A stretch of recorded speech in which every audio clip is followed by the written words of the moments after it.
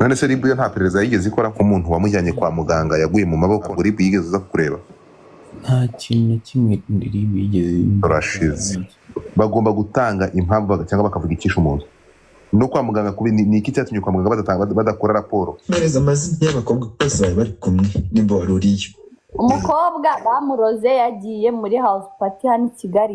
Ndapfuye none se rafata ibyande kibyande. Ya baramuroze kandi uriya mukobwa apfuye afite umwana.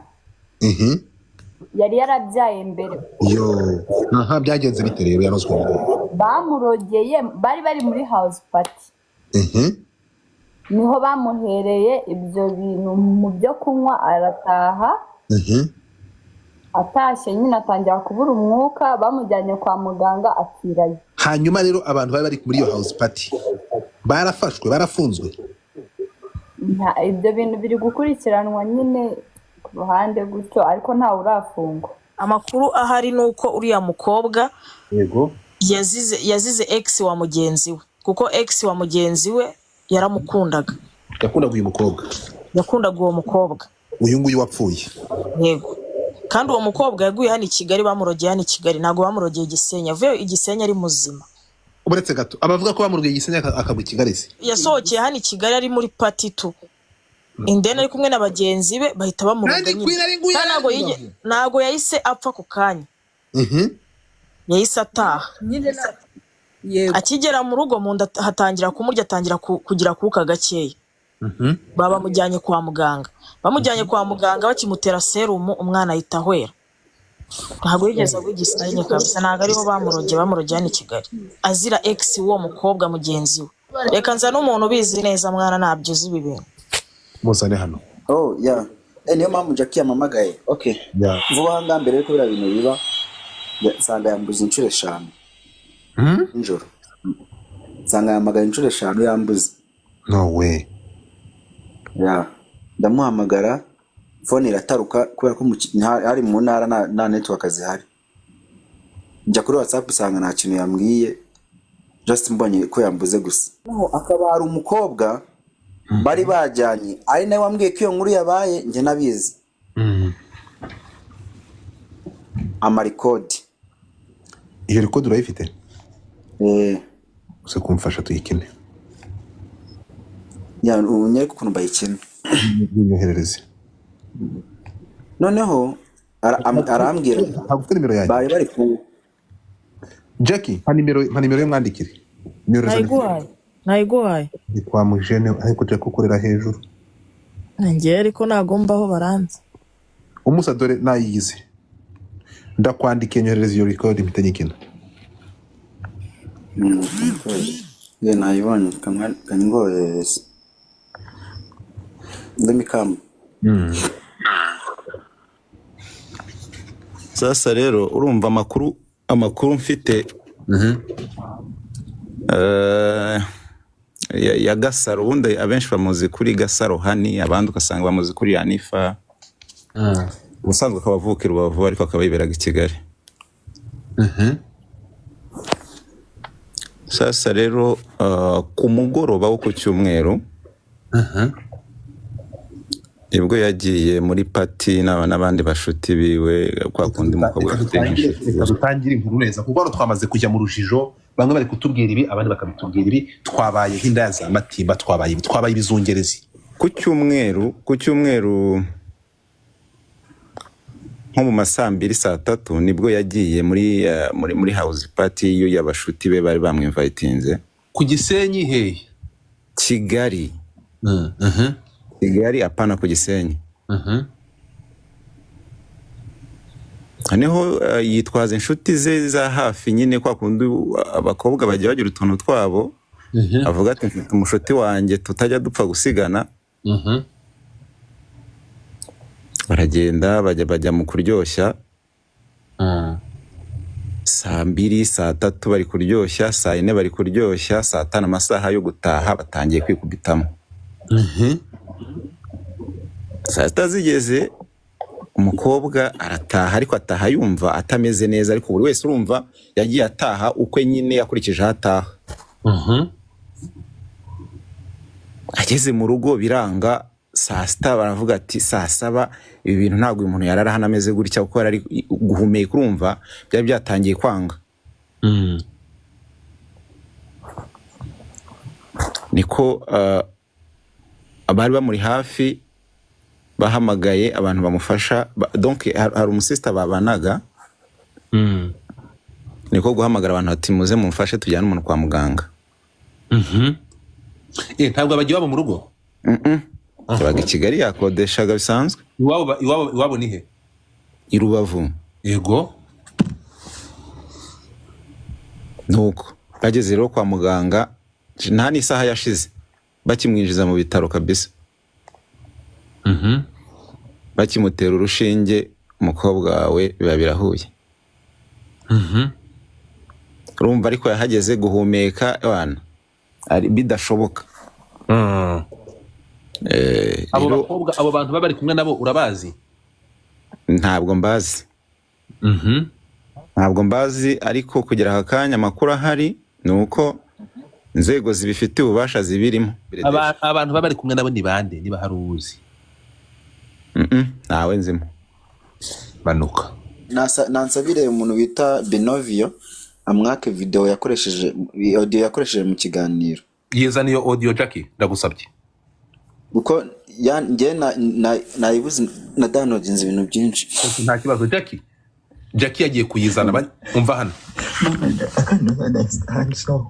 Mbere yuko ntangiriye inkuru murasharinga tugere 400. Uri kumwe? Nimara kugera 400 nibwo ndibukina ya majwi nubwo ateye agahinda. Rero Godfather hari umubaby bari bafitanye beef. Urumva? Mbere ko dukina amajwi yego muri bidi y'umwana we. Sorry, before my birthday hari ananjye mu kwa gatandatu ejo bundi na mfite bidi, ndamubwira ngo azaze muri birthday yanjye. Ngo nimba ngo mbeba hari ntago nzaza. Yari namumbujije ko mbebe yari yarankunze nawe. Ubwo aramumbuza ansaba ko ngo kugira ngo tukomeze tuvugane ngo mboroka nimero ziwe ngo no kuri WhatsApp. Ubwo ndabikora just kuganifa, ndabikora ndamuboroka.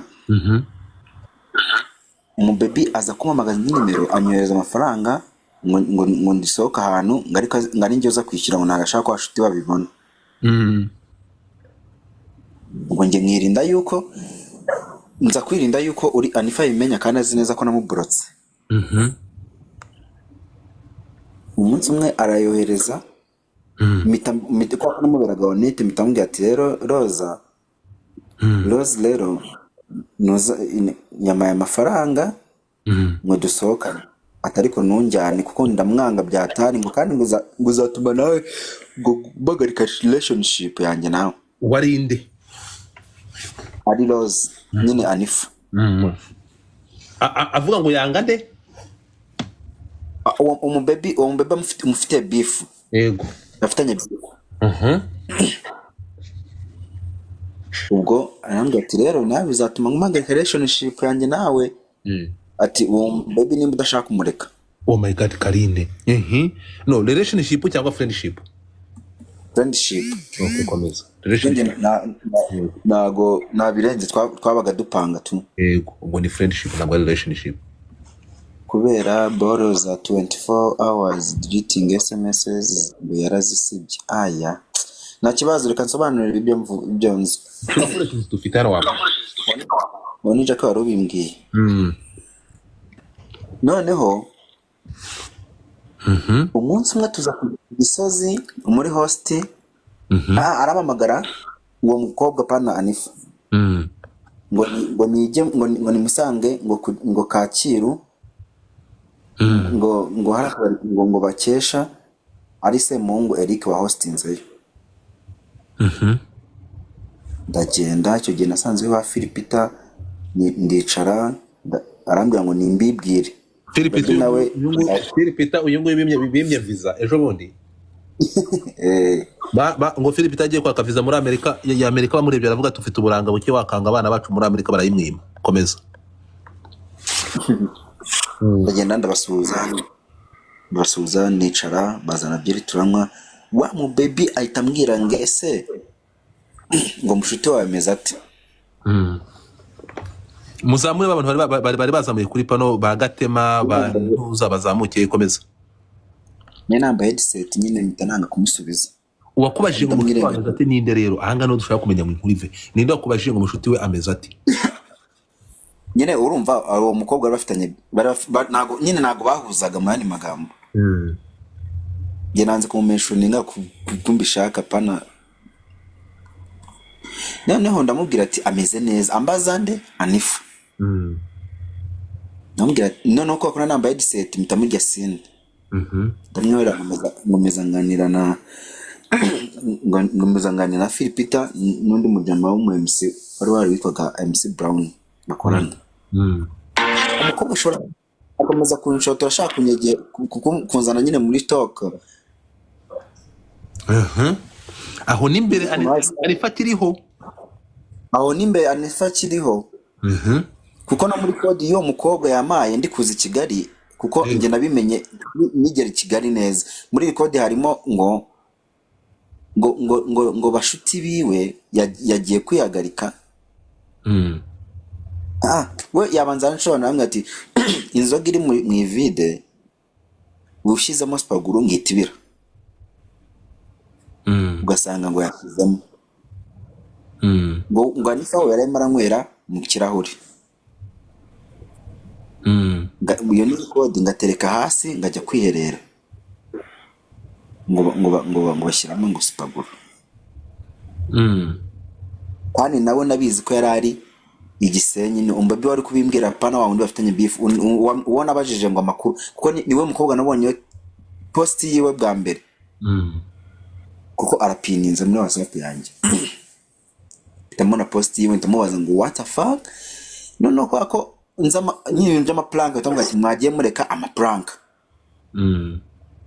Atambwira ngo mwani naga ari plank ngo ibiki n'ibiki namwe ati ya shamani ibi bya mbere je nimugatire plank ku muntu mujye mukora ibyanyu mu posting tuboneka na prank mureke gukora ibintu byanyu. Atambwira ni naga ari plank ngo bagenzi biwe ngo bamutayemo. Bitamuhamagara kuri call isanzwe ngeze he hano hirya Nyabugogo hano bita kuri nimba ari kuri abakora amabuye matafa udutafari two.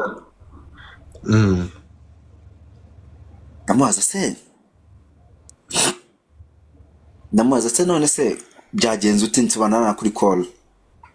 Numva nanga ashaka kumbwira byose ahita ambwira ngo yasohotse kuri toy ngagiye kuri toilet ngo bashyiramo spaguru. Barangije aranywa ngo yumva ngo munda ari kumurya. Umuntu muri comment arakoze kuri nangeze kuri ruriba. Ngo basanga ngo munda ngo ari kumurya ngo barinda bamujyana kwa muganga ngavuga ko munda amurya. Ndamubaza ati se abamujyanye ni bande nabo mu rugo cyangwa nabo bari bajyanye muri show. Ahita ambwira ati nabo mu rugo. Niko kwitangera mu rugo mamagara nimero yiwe nsanga nayiriho. Uwo munsi nabonye nagiye kugera mu rugo maze kubona nka post zimuvugaho yuko yatuvuyemo n'igihumbi abantu bose bapostinze. None sasa akaba ari umuntu utuzi ko twajyaga kureba filime Antonov. Ahita ambwira ngo mushuti wawe ngo bamwishe. Nuko yabimbwiye. Ninde bikubwiye? Ni umukobwa wamamagaye aramwe ngo mushuti wawe bamwishe. Aratuzi ko twagiye kureba filime. Mu minsi 3 yose none wumve ngo kubera nyine gushengurwa biki agahinda ntabwo nagiye kumushingura. Yewe ntabwo ngeze mamagara indi nimero namaze iminsi 3 hafi ne iminsi 3 hafi 2 ntazi n'ukuntu meze nagishaka no gukora no kwitana table nayitanga ngo bayijyane niko byagenze. Izo voice nabuze nazihaye umunyamakuru wamagaye mu YouTube kuri telefone nabwo nanjye ntabwo namubwiye byinshi Toreka nk'iyi audio ntabwo nari nuko dukomeza. Sibyo iyi audio ni iyande rero mbere yuko iyo ngiyo yego. ni iyanjye ndi kumubaza. Okay, uyu mukobwa. Yego ndi kumubaza ngo bimeze bite Frank. Okay, nimubangura amatwi yanyu twumve iyi audio. Navuze ngo nimubangura iki amatwi yanyu twumve.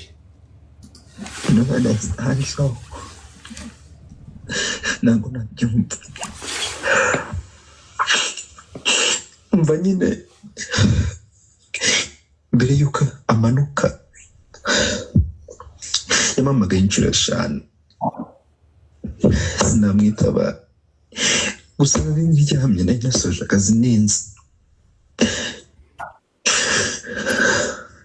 then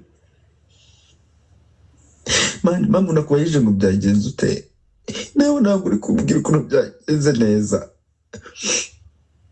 mereza amazina y'abakobwa bose bari bari kumwe nimba wari uriyo kuko nawe fata turi kumva ntabwo zumvikana. I have to go in it on myself.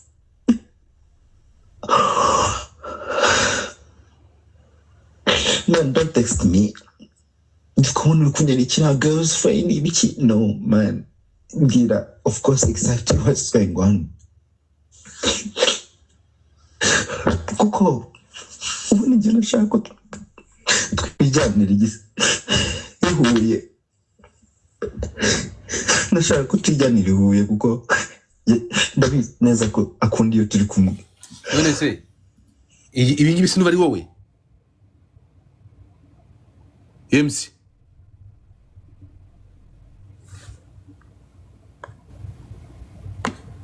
ariko nyumva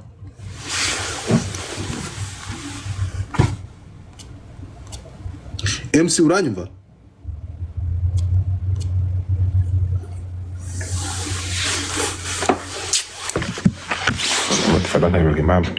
MC uri kunyumva? Neze ndi kumva ari uyu. Neze se turi kumva uri gupfuneka ari uri kurira. Neze fuck. Nkeneye audio ziva kuri side yaho umukobwa yaguye, ntabwo nkeneye audio zawe uri kurira. Umuntu w'umugabo urara sense. Nta audio zitari zawe. Nuzo ko audio yawe uri kurira ngo nyikoze iki? Nta audio itari yawe. Neze audio yawe uri kurira ngo nyikoze iki? Nta audio zo kuri tereza abo bakobwa bakorera ibintu zo ceka ntabwo audio zawe. Hari amakuru waturufa kuri iyi nkuru turi kuvugaho? Bro, yaba umuntu uri kuvuga ngo aho yaguye ngo inshuti ziwe, hari abantu benshi byakomerekeje man. Yego. Yaba ari se babanaga ntago ashobora kuvuga man kugeza kuri ubu ngubu kubera ibintu bari kumwagiriza. Sibyo? Anifa apfa ntabwo yari ari i Kigali. Sibyo? Urupfu rwiwe nawe uzi umuntu ukubwira ngo ahantu bamuhereye cyangwa ngo bo bamuhaye. Nabavuge. Sibyo nabavuge. Yego. Noneho uyu baby man ni danger bro, ni danger. Ikibazo buri wese ari kugaragaza ko abifiteho amakuru. Yego. Kandi man ni ibintu nyine nuko iwabo babyanze, banze ko hakorwa autopsy. Yaba bavuga ngo ni spaguru bamushyiriye mu cyo kunywa, ntaho bizi, nta muganga wabivuze. Yego. Ukuntu byagenze yabaga i Kanombe. Aho yaba uyu mujize arahazi cyangwa n'abandi bantu bamuzi baza ahantu yabaga bro, yabaga i Kanombe. Sinjya nkunda kuzamuka ku ma live cyangwa kugira utemba niciraho n'abantu benshi bansharinze bari kubimbwira baranampamagara cyane. Yego. Kugeza kuri ubu ngubu akazi karatunaniye ntabwo tukijya mu kazi basi kubera iby'ibi bintu. Sibyo? Ikintu gitumye nzamuka man no ukuntu bari kuvuga ngo bazi aho yaguye kandi turimo turahashaka. Umuntu azi aho yaguye cyangwa aho bamuhereye agire nyine azabisobanure man. Sari hazamuka, sari hanguye ari kuvuga ngo arahazi, sari hashira muri kwese ukuntu byagenze. Yego. Urumva ubuhamya buhari. Yasohotse kwa gatandatu bisanzwe ku mugoroba nka 11:00. Inshuti ziwe zari zikiri i Gisenyi, we yari ari i Kigali. Yego. Urabyumva? Amaze gusohoka kwa gatandatu aragenda ajya muri pura bisanzwe nkuko namwe usohoka arara aho ngaho. Yari yasohokeye. Ajya gusohoka abanaga n'umukadogo bamwita Alex. niwe babanaga n'umuhungu we n'uriya mukobwa Alice yari ari Gisenyi, umuhungu we King. Urumva amaze gusohoka ibwiye Kadogo ngo njye kumurebera moto nk'uko byari bisanzwe. Amaze kujya kumurebera moto, Kadogo aramubazaga konsa numye moto ugiye, aramubwira ngo ngiye Nyamirambo. Ubabwire motari ko turi ugiye Nyamirambo. Mota aragenda azana moto, arasohoka aragenda. Ku cyumweru nka saa 8 nibwo yagarutse. Asanga Kadogo arimo aragaburira umwana. Urumva yari yaraye aho ngaho yagiye. Ntawe uzi umuntu bari kumwe. Ibyo ari byo byose byo dutekereza byose nibyo namwe muri kuvuga ngo baramuhaye, nibyo abantu bose bari kuvuga, n'abamuzi n'abatamuzi, n'abari kumwagiriza ibindi bintu by'ibyaha mani batamuzimo mani, sibyo? Bari kuvuga nyine ko baba baramuhaye, ariko ntawe uzi aho bamuhereye. Mu kugaruka yaraje asanga arimo aragabura, Kadogo ari kugaburira umwana. Arababaza ngo mumeze mute? Agarutse bisanzwe nk'uko n'ubundi nawe bataha n'uko namwe mutaha. Raje barabumvira ngo tumeze neza. Ahereza Kadogo amafaranga ajye kumuzanira ji yo kunywa. Azane n'umwana yogurt. Ahita ajya kuryama. Baye nka saa 12 Kadogo yumva muri dushe uya zo ku mugoroba, yaje saa 8 saa 12 yumva muri dushe. Yasohotse saa ngapi agenda? Yasohotse saa 11 kuwa gatandatu za nimugoroba. Agaruka ku cyumweru saa 8. Agaruka ku cyumweru saa 8. Za nimugoroba yaraye. Yes. Yarayeyo yirirwayo. Agaruka saa 8. Yego, yagaruka nka saa 8 z'amanywa. Mu nshuti ziwe, inshuti ubundi ya hafi bagendana. Niyo bagendana, ariko yari ari Gisenyi. Niwe muntu wa hafi bagendana. Abandi nibisanzwe nkuko nawe mwahuye cyangwa byagenze gute. Urumva ntabwo yari ahari. Abari mu bamyoni nabo ntabwo bari bahari. Umuntu yari agiye kureba, agiye gufata ya moto Kadogo yagiye kumurebera, yavuze ko yagiye Nyamirambo. Ntawe uzi Nyamirambo yagiye ngo ni hehe, sibyo? Nyamirambo yagiye ngo ni hehe. Umuntu wenda watanga nk'amakuru, kuko nira toilette ya video yo kuri post iwe ya nyuma. Yego, iriya toilette yari arimo. Ahantu tugenda cyangwa ahantu dukora amani mu tubari tuba turimo twa hano za Kicukiro n'ahari na za Remera, ntabwo twari tuba twinyamirambo sinkunda kutugendamo. Ariko ntabwo nzi iriya toilette twabonye tutayize. Urumva? Nyine iriya karaka video yafashe kanyuma ya postinze saa 8:15 akigera mu rugo. Yego, bigaragara ko yagafashe nyine kuri toilette y'ahantu bari yari yanywere. Kumwe abakobwa babo bari kunywa akagenda gufata video gutya. Aho ngaho yabatwara hamenye basi umuntu nibwo yari kugira kujya no kubaza kureba kuri kamera zaho. Umva nice. No reka nkomeze stories ukuntu byagenze. Yapfu uburyo nyine umfurwe rwaje. Nyamirambo nakabari kagira toyibaho, urabizi ko ariho nkorera. Mani waburetse gato ko wari uri ntuza. Wari uri Butare. Kuwa gatandatu nibwo yambuze, sinabikweretse. Sina inshusho 5 zose. Yego, yarakubuze. Uretse gato komeza. Nice nawe arabizi Nyamirambo nakabari kagira. Reka twumve MC. Aha. Ndakugarukaho musa, ndakugarukaho. Bro, nje ntago Diano gutwika, je ntago nyankundi ibi bintu ndahita nanamanuka. Sibyo ikintu ndi gushaka kuvugaho. Yego, tubwire rero uko byagenze rambura. MC ubyutinze wundi. Ikintu ndi gushaka kuvuga, umuntu ufite amakuru y'ahantu nyine yabo bari kumwe kuwa gatandatu cyangwa uko nyine yaba yarahuye nawe mu kabari. Abantu bari kuza kubakagiriza ngo ni inshuti ziwe man, abana bakomeretse, sibyo? Nkawe baza umuntu w'inshuti yawe bakaba bari kuvuga ngo abo bagendana ni wamwica, atarazi nuko babigira. Shobora kuba atari n'umukobwa wabimukoreye, eda yaba n'umugabo, sibyo? Umuntu wabimukoreye ntago turamenya ngo ninde. Gusa icyo gihe amaze gutaha naringeze Garifada. Amaze gutaha ageze mu rugo yahaye amafaranga umukozi wiwe bamubwira ngo ajye kuzana ji azane na yogurt y'umwana. Aranamuterera ipasi mu kanya gatoya arahana agiye kujya. Murimo muranyumva? Turakumva. sizi niba murimo muranyumva mwana. urakumva Ya arangije araryama nyine ndimo nabyumvishe araryama nyine bigeze nka 12:00 gutyo ndimo nabyumvishe araryama nyine bigeze nka aje n'amayiko ariko so ageze nka 12:00 ari Kadogo yumva muri dushe umuntu arimo araniha. Kadogo yumvishe muri dushe umuntu arimo araniha agira gute arakomanga kuri dushe yanga kumukingurira. Amazi ati mama King bimeze biti akomanga kuri dushe yanga kumukingurira. Aramubwira ngo najye kumurebera. Ari umutipe bigeze gukundanaho ariko babanaga mu gipangu kimwe babana bamwita Yannick ngo nagenda abwire cyo bamwita Yannick ngo aza murebe. Noneho Kadogo ariko nkajya kureba uwo mutipe aramubwira umutipe araza agakomanga ku rugi agira ngo ni Kadogo kirimo arakomanga. Arambwira ati nakubwiye ngo ugende urebe Yannick ari we umfasha. Arambwira ngo ninjye naje Maki. Arakingura amaze gukingura abona aryamye hasi muri dushe ari kwimenaho amazi. Ukuntu yiyumvaga niwe muntu wanyu uwo ngo niwe muntu wanyuma babonanye abasha kuvuga umwuka utaramushiramo. Ukuntu we yari kwiyumva yumvaga mu nda ari marashya ashyushye umubiri wose ari kwimenaho amazi. Agerageza kumukuraho ngaho kumuterura biramugora. Ahamagara bahamagara mukuru we babanaga aho ngaho mu gipangu araza aramufasha amushyira mu cyumba baramwambika. Bahamagaye muvigera aho ngaho amushyira mu mugongo amushyira mu modoka bamwirukankana i Kanombe ku bitaro.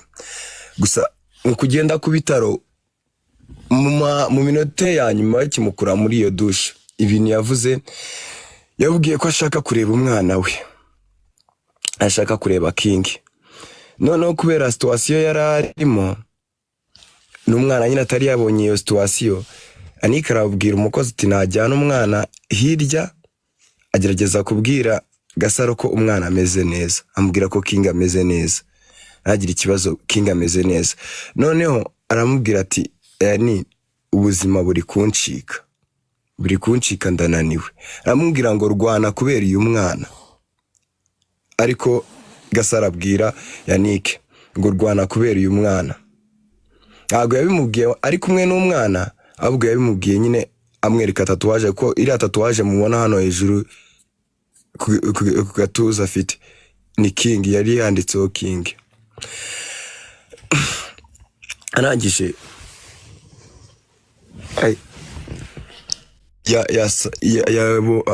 yuvumbura amaso kuko ibyo byose yavugaga cyangwa nuko yarwanaga kose yari yasinzirije amaso.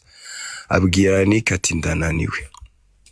Nakindi Yannick yakoze move yari maze kuhagera mushyira ku mugongo agenda yunamye yinjira mu modoka bamwirukankana kwa muganga. Amugejeje i Kanombe bisa nkaho byarangiye umwuka wamaze kumushirana. Ko muri ibyo byose yumvaga ari marashya ariko n'umwuka we wari mukeya yagendaga abura umwuka. Ikimara kumugeza kwa muganga bamushyizeho kiriya cyuma kigarura nyine gishitura bwa mbere bwa kabiri bwa gatatu basohoka babwira ngo byarangiye. Arongera yinginga umuganga ngo amushiturire avati hano biba byarangiye nta kindi cyo gukorwa. Basi kugira ngo rero abantu bavuge ngo ni spaguru bamuhaye cyangwa niki sinzi uburyo spaguru yica.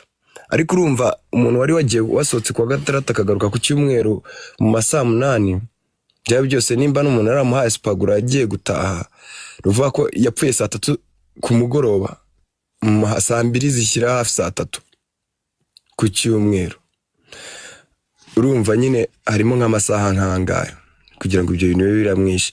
Ibyo ari byo byose nimba ari ibintu yanyweye cyangwa yariye byamuhitanye ntabwo nta muganga wabihamije kuko iyo babanze ko bamujyana Kacyiru ngo babe bakora autopsy cyangwa babe bamenye nyine ikintu cyamwishe. Bahise bavuga ko ubwo byarangiye nyine no kumushyingura mu Islam yatumushyingura ku wa mbere ejo twasoje ikiriyo. Nyine comments zitari nziza n'abantu bari kuvuga ibintu bitari byo biri kutubabaza.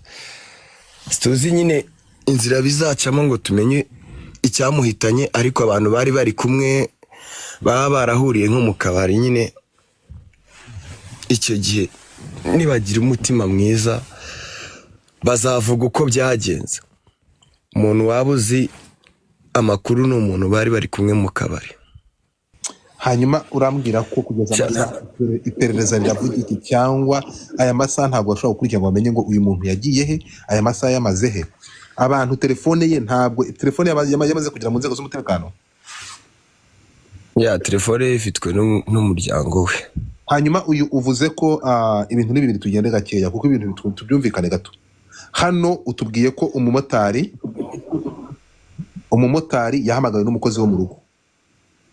Umukozi wo mu rugo niwe wari usanzwe umuhamagara, umumotari bamwita Alex, mwe babanaga. Bivuze ngo uyu mukozi ahantu yagiye kumuvana harazwi. I mean umumotari bahamagaye baramuzi.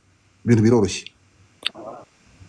Ya Kadogo nyine Kadogo azi motari watwaye nyirabuja. Kandi motari niwe wagiye kumuzana. Biravuga ko mutazi ahantu yarari. Bivuze kandi biroroshye. Kadogo niwe wazanye umumotari. Umumotari azanga mu dropinze. Nibi iperereza ryatangiriye. Niba ndi kumva neza. Ariko twari inshuti ziwe za hafi cyane, urumva, ariko afite na famiye ye. Famiye ye itarashatse ngo bakore autopsy bamanze bamenye icyamwishe, numva niyo yabijyamo n'ibyo ngibyo. Urumva, ibindi twebwe turi kugerageza gukoresha wenda nk'abantu nyine b'inshuti ziwe, dufite na groupe, dufite n'abandi bantu nyine n'abo baba bari gukeka, wenda bari i Kigali uko wa mutipe yabivugaga, bari i Kigali, wenda baba barafite ibyo bapfuye no mu myaka yashize. Adi hano hari umuntu wita Adi Black azamuka hano. Adi Black w'inshuti ya Anifa azamuka. Please shyiramo request none moderator munzamurire uyu nguyu ngo arashaka gusangiza abanyarwanda bw'ibyabaye. So zamuka, shyiramo request nkuzamure. Please komeza ndakumva. Urumva ibyo ngibyo nyine kujya kureba kushakisha motari byakorwa na famiye yiwe man, byakorwa na famiye ye. Ariko nyine ikintu Garifada nisabiraga abantu bajye bareka gutwika kubera umuntu man, kubera umuntu ngo byagenze gutya. Hari n'ahantu uri gusanga muri comment umuntu ntaga muzi yanditse n'amazina atari atangiye kumushinja ibintu. Tagiye kumushinja kandi man, mu bakobwa duhura muri ibi bintu muri iyi Kigali, uyu mwana yari umwana mwiza, yabarutiye umutima mwiza cyane, yari umwana mwiza, ntabwo ari umwana usabiriza, ni wa wundi wari ufite utuntu dukiya mukadusangira, sibyo, abayeho ubuzima bwiwe. Rero abantu barimo baramuvuga ibitari byo, babyihorere. Nuko oya turabamagana abo ngabo, babireke. oya tunabamagana ijambo, kandi ndabashimira nk'inshuti ze kuba muri kuza mugashyiraho ukuri ahagaragara, kandi atekereza ko iperereza ry'u Rwanda rikora neza, baraza gukacira ahantu yawe, turaza kumenya n'ingano yabyo. Adi Black azamuka, ndakumva. Si handitseho Black? Ni handitseho Black.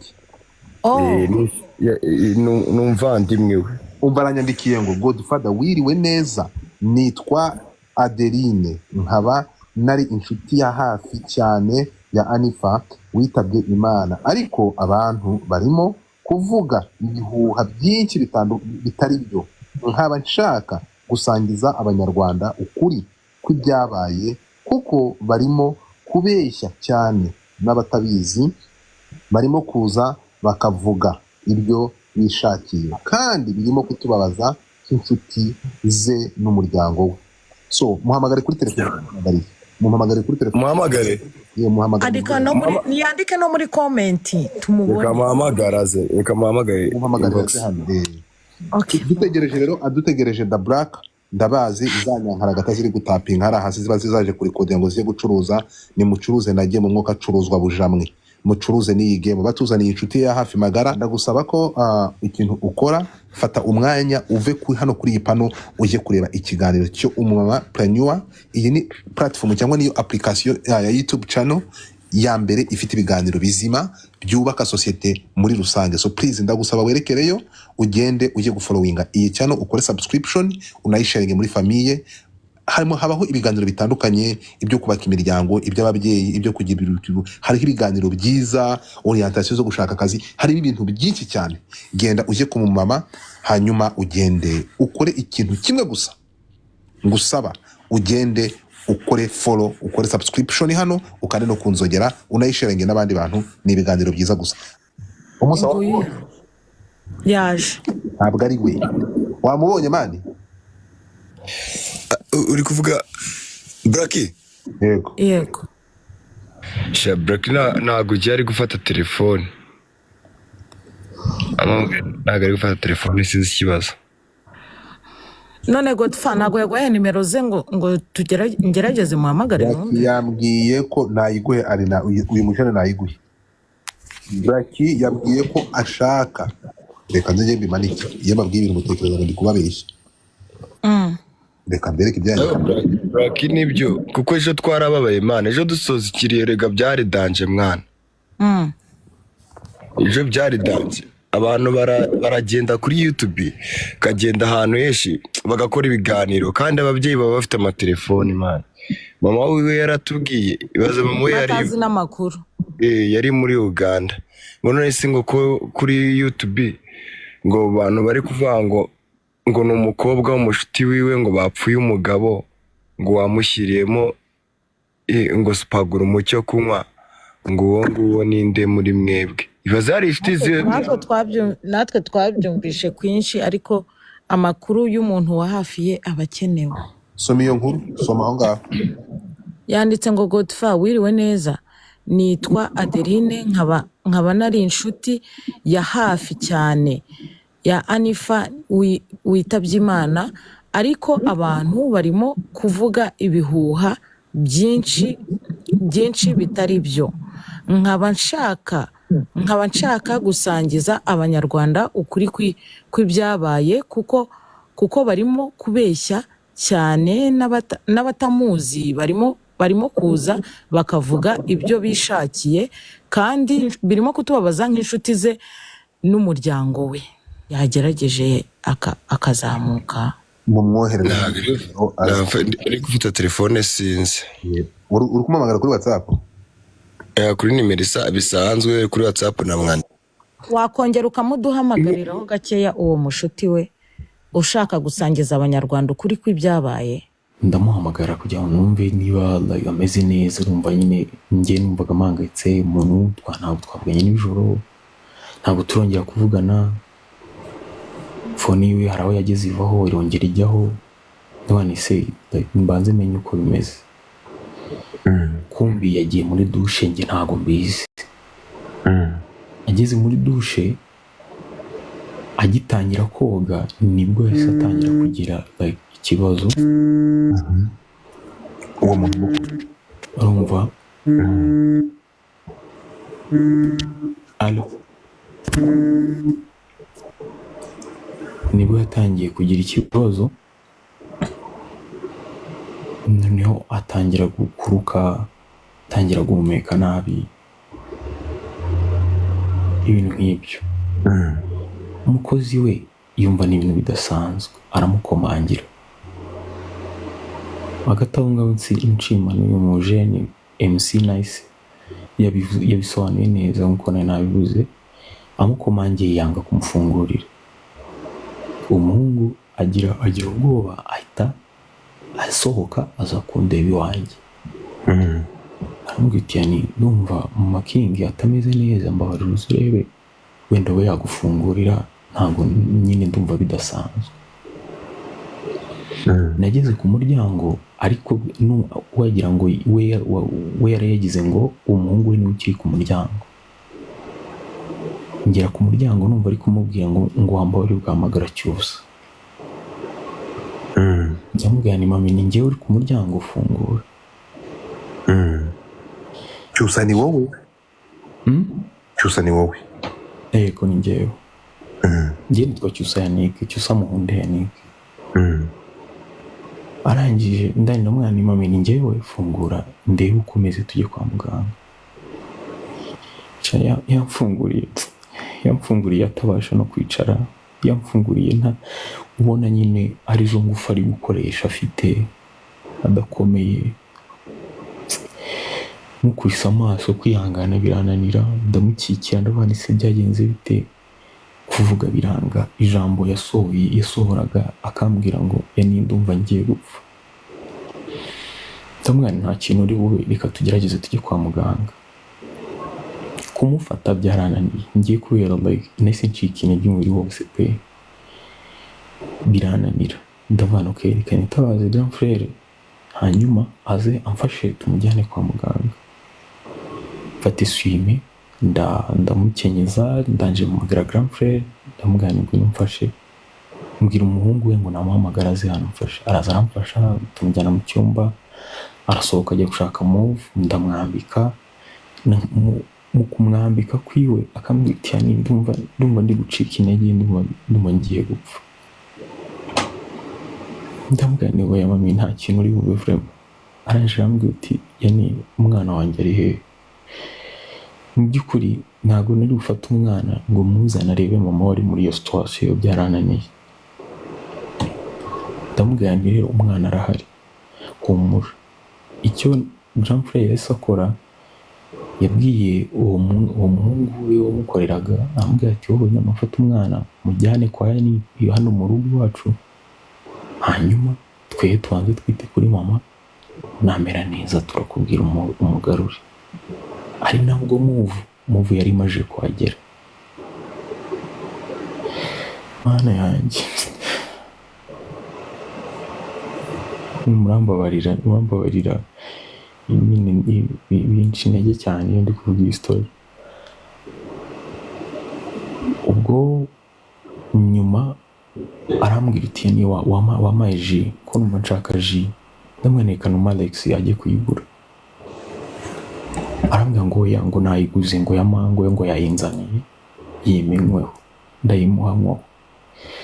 Anje ambwira ati ndumva ngiye gupfa pe. Ndamwanya urebe ku mwana wawe basi aricyo kintu cyonyine gituma urwana ubuzima bwawe, ukoresha ingufu zose zisigaye.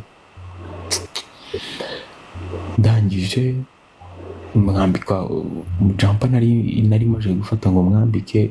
Narambwira ati ndumva nshaka kuryama hasi. Ndamwana reka ngushyire mu mugongo, reka mfashe ngushyire mu mugongo, tujye mu modoka mujyane kwa muganga. Muri ako kanya pe nibwo nabonye kacitse intege.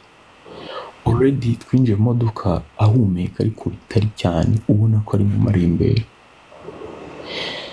Tugeze i Kanombe bakoze uko bashoboye pe,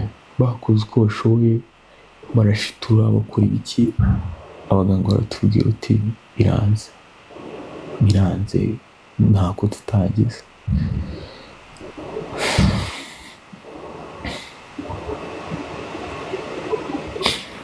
Pole sana. Uko niko urupfu rwa Gasaro rwagenze.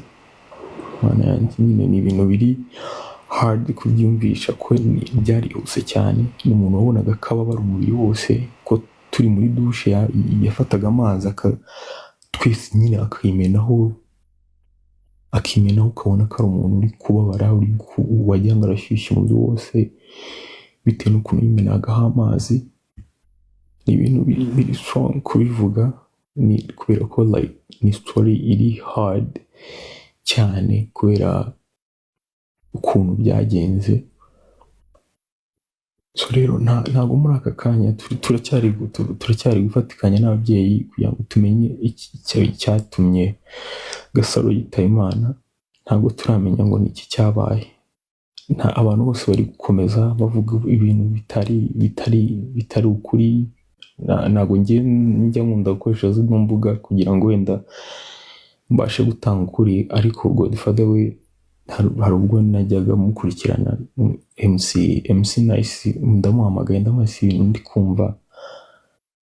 Arambwira ati ariko Godfather ni live kandi yagufasha. Ni ukuri abanyarwanda bose babyumve pe, ntabwo turamenya, bareke kumukurikiza ibintu bitari byiza. Ntabwo turamenya ngo yishwe n'iki, ntabwo turamenya ngo ni iyo supaguru, ntabwo turamenya ngo ni ubwo burozi. Gusa icyo turi gukurikirana n'abantu bari bari kumwe nawe mu ijoro ryakeye n'ahantu yari yagiye twasanze ari Nyamirambo ngahano ntabwo nibuka izina ryabo nimbimenya ndaza kubwira MC Nice. Oya uyavuga byihorere urumva byihorere, hano hari abantu we rero ntabwo ndabimenya neza. So rero nukuri muri make hari abantu benshi bagiye bavuga ibintu bitari sawa, hari n'abandi bagiye bagaragaza ko ibyo bintu bari kumukurikiza bitari byiza. Okay, nabonye na Jackie ariho. Jackie vraiment merci beaucoup, nabonye video ye narishimye cyane kuko ni umuntu utarigeze amukurikiza like ibintu nk'ibyo washyize mu gaciro. Vraiment merci. Uko ni ko urupfu rwa Gasaro rwagenze, ndumva aricyo nabivugaho pe. Pole sana.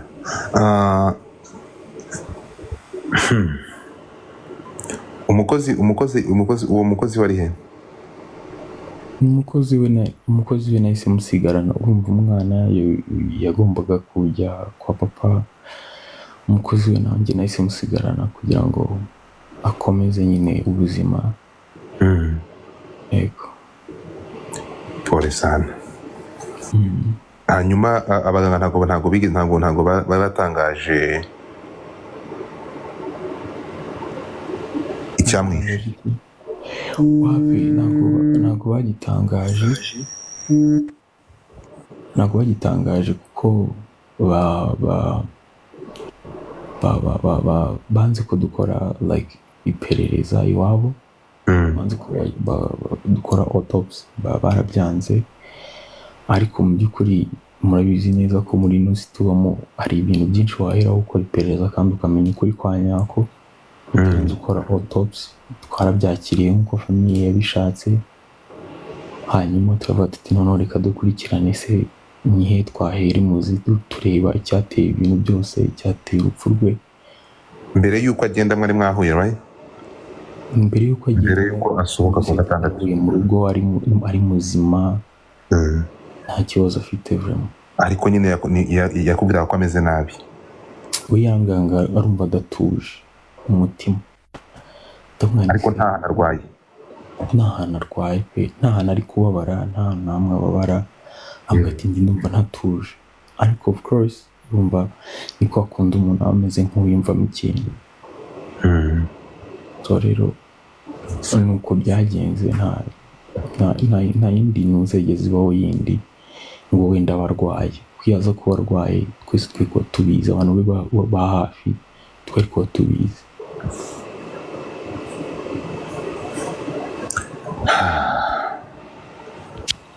Sana kubura umukunzi wawe ntabwo babyoroshye. Ihagare abantu bari basohokanye se wabashije kubamenya? Ntabwo turabamenye. Kandi kubwira ko ari ibyo barimo by'Inyamirambo ngo bagera ibyo bari kwirukanka amata ndumva tutamuzi ibintu byinshi. Ntabwo abantu bavuganye nawe ku mugoroba yagerageje kuvugana n'abantu benshi b'inshuti ziwe, ariko benshi ntabwo bari bamuri hafi. abo yari kumwe nabo nta n'umwe muramenya mu bantu bari kumwe nawe? Nta n'umwe turamenya. Biratangaje ku buryo mu bantu baje no gutabara nta wavuze ngo twari kumwe. Urumva Garifa yaba hari ntabwo ashobora kubivuga. Urumva inshuti ziwe za hafi zizwi bagendana nko kuvuga ngo wenda ngo Jack agendana na Queen, ugasanga Jack ari i Kigali, Queen ari nk'imusanze n'urugero. Kuvuga ngo Queen akundana na Soti n'urugero, ugasanga Soti ntago nawe ari muri Kigali kandi ugasanga nyine asigaye wenyine tu. Iki gihuha rero cyavuye cy'abantu ibi bindi ko numva ko batubwiraga ko hari uriya mugabo arava hehe, ziriya nkuru z'umugabo zirimo kuva he? Niba wari wowe wari boyfriend we, ziriya nkuru zindi zirimo kuva he z'uko hari umuhungu wundi wari wamukundaga waguraga ibyo byavuye? Natwe ntabwo, nanjye ni ibintu ndi kubona abantu banyoherereza bimeze bite n'iki, ariko ni ibintu abantu bari kugenda bavuga byinshi. Ntabwo rwose pe ibyo ntabwo mbizi, twese ntabwo tubizi, yaba njyewe yaba famiye ye, ibyo ni ibintu turi kubona gutyo, yewe n'inshuti ye magara, nta kintu n'icyo na kimwe tuzi pe. ari niyo mpamvu ndi gusaba abantu bose batubabarire bareke kuvuga ibintu by'ibihuha by'ibinyoma. Ni ukuvuga ngo ikibazo kiri mu nzego cyangwa bavuze ko nta perezida rigomba kuba? Ni ukuvuga ngo twebwe ntabwo twari gusaba ababyeyi ngo mutange ikirego kuri ibi bintu, nta bintu bifatika dufite by'ikintu turi gukeka cyangwa se by'umuntu turi gukeka. Ariko ibi ngibi biri mu nshingano za RIB gukurikira ikibazo nk'iki ngiki byaba niyo mpamvu twasabye iwabo ko badufasha. none se RIB yo nta perereza yigeze ikora nk'umuntu wari umuri hafi? Wowe ntabwo RIB igeze kureba nk'umuntu wamujyanye kwa muganga yaguye mu maboko? Ntabwo RIB yigeze iza kukureba? Nta kintu na kimwe RIB yigeze. Turashize uretse gato. Ni ukuvuga ngo nawe yaguye mu maboko yawe, yagiye kwa muganga umuntu atari urwaye, yaragiye agera ku bitaro arapfa, RIB ntabwo nta cyakurikiyeho? Nanjye nyine nta kintu bigeze bambaza, n'impamvu twese twahise duhitamo kubyikurikirana nkatwe ba nyirabyo. Mwagiye muri RIB? Kujya muri RIB numva ntabwo uretse gatoya, umuntu yarapfuye siko bimeze? Umuntu ntabwo yararwaye arapfa, so ni ukuvuga ngo urumva nkawe we biratangaje. Ni ukuvuga ngo twabahamagaye, twageze ku bitaro, yego tuwaribwo tubahamagara, nabo bahita baza direct nyine tu. Ariko kwa muganga uko byagenda kose mwamugejeje kwa muganga akihumeka? Twe twamujije kwa muganga agifite akuka. Ni inshingano z'umuganga rero. Aha rero abaganga bagomba gutanga impamvu nk'abantu bakiriye umuntu, niyo baba bakiriye umurambo bagomba gutanga impamvu cyangwa bakavuga icyishe umuntu. No kwa muganga ni iki cyatumye kwa muganga badakora raporo? Ntiyagiye muri morgue? Darifa ni uko yaba ari umuyisilamu. Tuzi ko abayisilamu iyo umuyisilamu apfuye bahita bamushyingura. Ndabizi umva, ndabizi ariko we ukuntu byagenze ongera ijwi bro, uri kure cyane kabisa. Uzi ko biri gusaba kugira ngo nambare ikote kugira ngo nkumve ukuntu byagenze.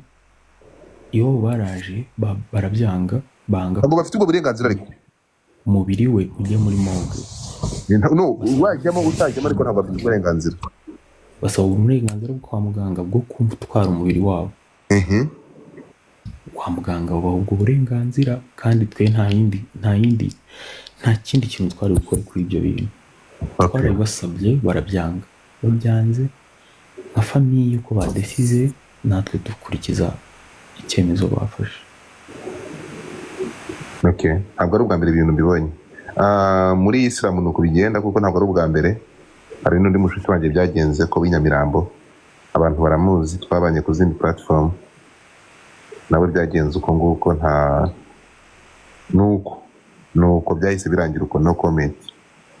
Abamuzi muramuzi. Nibyo turi kugerageza twebwe gukora nk'inshuti ziwe, ni nk'ibyo kumenya ahantu yari ari, kumenya abantu bavuganye bwa nyuma, kumenya nyine abo bari bari kumwe, nta kabari katagira kamera, turebe ko byagenze. Wenda nibigira umurongo nibwo ababyeyi we tuzabereka ko byari ngombwa gutanga ikirego, akaba hakurikiranwa nyine ubiri inyuma. Muri Isilamu ntabwo biba.